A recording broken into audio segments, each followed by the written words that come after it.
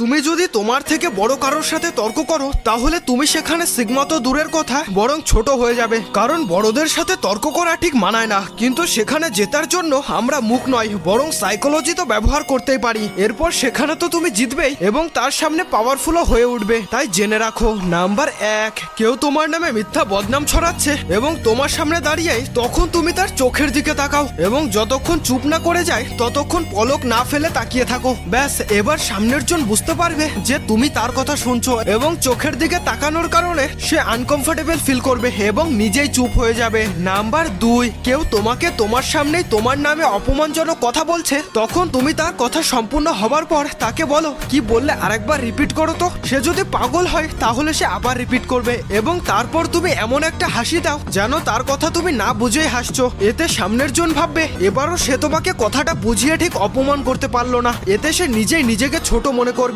এবং তুমি চুপ থেকে উইনার হয়ে যাবে। আর হ্যাঁ, সিগমা আর্মিরা সময় থাকলে তোমার নামের পাশে একটা সিগমা ইমোজি দিয়ে কমেন্ট করে যাও।